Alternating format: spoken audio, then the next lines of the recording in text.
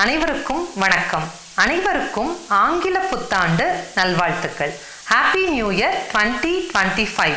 இந்த வரப்போற new year எல்லாருக்குமே சந்தோஷத்தையும் ஆரோக்கியத்தையும் கொடுக்கணும் அப்படின்னு கடவுளை பிரார்த்தனை பண்ணிக்கலாம். நியூ இயர் அப்படின்னும் போது எல்லாருக்குமே ஒரு சந்தோஷம் இல்லையா? இத்தனை வருஷம் நம்ம கடந்து வந்த வருடங்கள்ல நிறைய மனிதர்களோட நாம பழகி இருப்போம். அப்படிப்பட்ட அத்தனை மனிதர்களுக்கும் நம்ம மிகப்பெரிய நன்றியை சொல்லியே ஆகணும். ஏன்னா அனுபவம் அப்படிங்கிறது எப்ப கிடைக்கும் அப்படின்னா, நிறைய மனிதர்கள் கிட்ட இருந்து நம்ம நிறைய விஷயங்கள் கத்துக்க போதும்.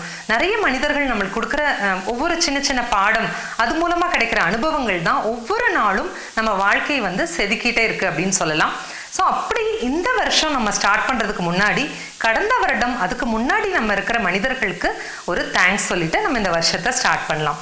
நம்ம நியூ இயர் ரெசல்யூஷன் அப்படின்னு ஒவ்வொரு வருஷமே சில பாயிண்ட்ஸ் நம்ம நோட் பண்ணி வைப்போம். புது டைரி எடுத்து வச்சுப்போம். அந்த டைரியில இந்த வருஷத்துக்கான ரெசல்யூஷன் என்ன அப்படின்றத நம்ம நோட் பண்ணுவோம். நான் நினைக்கிறேன் இந்த வருஷத்துக்கு முக்கியமா நம்ம 2 ரெசல்யூஷன் எடுக்கலாம் அப்படின்னு நினைக்கிறேன். ஒன்று நம்ம உடல் ஆரோக்கியத்துல நாம கவனம் வைக்கணும் அப்படிங்கிறது. சின்ன வயசுல என்ன பண்ணுவோம் அப்படின்னா, நம்ம வேலைக்கு போறோம். அதனால என்ன பண்றோம் அப்படின்னா, உடல் ஆரோக்கியத்தை அவ்வளவா கேர் பண்ணாம பணம் சம்பாதிக்கிறதுலே குறியா இருக்கும். ஆனா கொஞ்சம் வயசாகும் போது நம்மளுக்கு என்ன தோணுது அப்படின்னா, நம்ம சம்பாதிச்ச பணத்தை எல்லாமே நம்ம ஹாஸ்பிட்டலுக்கோ நம்ம ஆரோக்கியத்துக்கோ இன்வெஸ்ட் பண்றோம். ஸோ அப்படி இல்லாம ஒவ்வொரு நாளுமே நம்ம உடல் ஆரோக்கியத்தை பேணணும் அப்படின்னா, நல்ல ஃபுட்டு, இயற்கையான உணவுகளை சாப்பிடணும். அது மட்டும் இல்லாம பிசிக்கல் எக்ஸசைஸ் பண்ணி உடம்ப நல்லா ஃபிட்டா வச்சுக்கணும். ஸோ இதை முதல் ரெசல்யூஷனா நம்ம எல்லாருமே எடுத்துக்கலாம். 2வது ரெசல்யூஷன் பார்த்தோம் அப்படின்னா, நிறைய மனிதர்களோட பழகணும் அப்படிங்கிறத ரெசல்யூஷனா எடுத்துக்கலாம். இதெல்லாம் ஒரு ரெசல்யூஷனா அப்படின்னு நீங்க கேள்வி கேட்கலாம். ஆனா இப்ப இருக்கிற ஜென்ரேஷனை பார்த்தோம் அப்படின்னா, நிச்சயமாக இன்னும் வரப்போறிய காலங்களில் பார்த்தோம் அப்படின்னா, நிறைய சின்ன சின்ன குழந்தைங்களை பார்த்தோம் அப்படின்னா மொபைல் போனோட தான் அவங்களோட வாழ்க்கையே ஓடிட்டு இருக்கு. அப்ப மனிதர்களோட அவங்க எப்ப பழகுவாங்க அப்படின்னே தெரியல.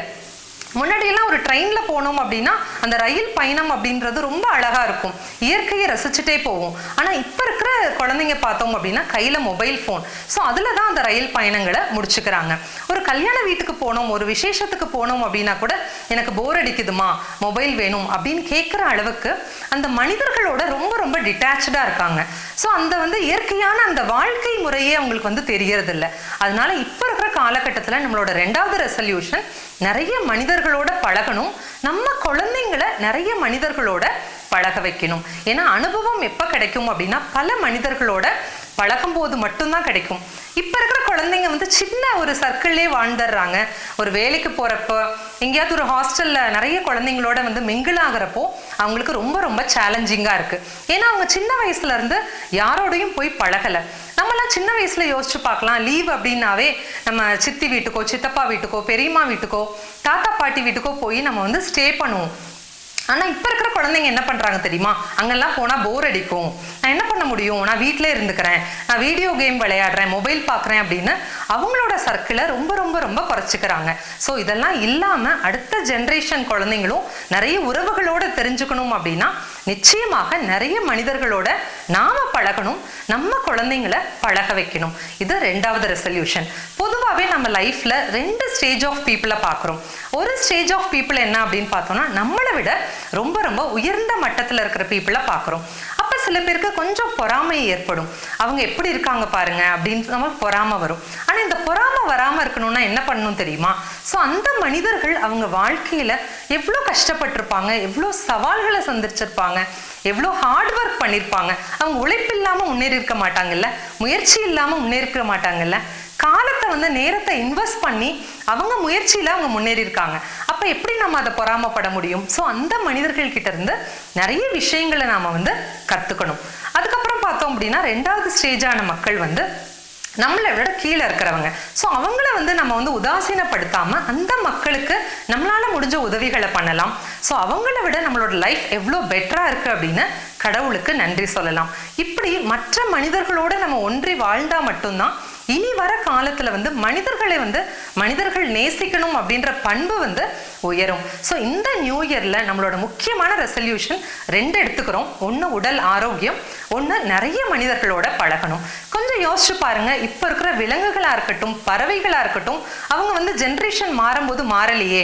இப்பயும் பறவைகள் ரொம்ப சீக்கிரமா எந்திரிச்சு அவங்க வெளியில பறவைகள்லாம் போறாங்க.